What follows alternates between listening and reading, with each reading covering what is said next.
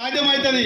ఇక్కడ మీటింగ్ పెట్టుకొని గణిచేరు కటకడ మీటింగ్ పెట్టుకుంటే కాదు, మనం కలెక్టర్ ఆఫీస్కు వెళ్తూనే ఉండాలి. అలుగులు తెంపేటంత వరకు మనం వెళ్తూనే ఉండాలి. అలుగులు తెంపేటంత వరకు మనం కొట్లాడుతూనే ఉండాలి, యుద్ధం చేస్తూనే ఉండాలి. యుద్ధం ఎక్కడైతే ఆపినామనుకో మళ్ళీ అదే పరిస్థితి అవుతుంది. మనం మన పని జరిగేటంత వరకు కంకణ బద్దులమై కొట్లాడదామని నేను తెలియజేస్తా ఉన్నాను. అందరికీ అవసరమే, పట్టదారులకి అవసరం కాదు. కాజీపల్లి గ్రామంలో ఉన్న ప్రతి బిడ్డకు, ప్రతి మనిషికి, ప్రతి యువకునికి అవసరమే. రేపు ఇబ్బంది కలుగుతుంది.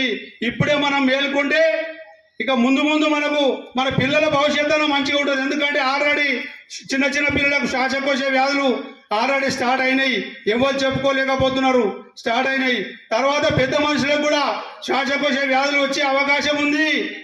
చాలా మనం ముప్పులో పడే అవకాశం ఉంది. కాజీపల్లి గ్రామం ఎవరు ఆల్రెడీ కాజీపల్లి గ్రామం అంటే కొనడానికి కూడా ఎవరు రావడం లేదు. ఆల్రెడీ మన మధ్యలో కెమికల్ అన్నం, కెమికల్ మధ్యలో ఇచ్చిపెట్టినాం, కథ అది అయిపోయింది. మరి కెమికల్ సమస్య ఎక్కడ పోయింది?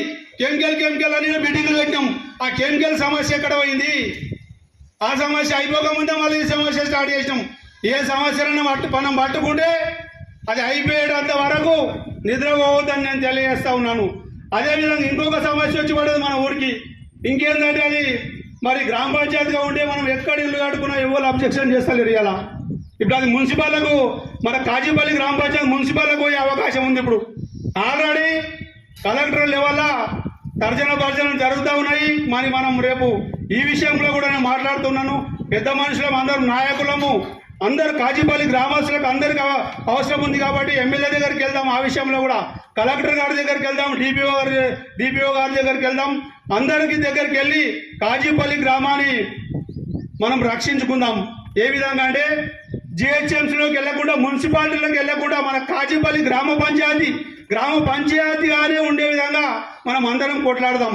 ఎందుకంటే ఒక 10 మంది వార్డు మెంబర్లు అవుతారు, ఒక సర్పంచ్ అవుతాడు, ఒక ఎంపీటీసీ అవుతాడు. మన ఊరు నుంచి దమ్ముంటే ఒక జడ్పీటీసీ కూడా అవుతాడు. ఈ అవకాశాలు మనం కష్టపడకపోతే, మనం తిరగకపోతే, ఒడగొట్టుకున్నాక చేతులు కాలినాక ఆకులు పడుకుంటే లాభం లేదు. అది కూడా ఒక సమస్యగా మారుతుంది. కాబట్టి ఆ విషయంలో కూడా అందరము కలిసి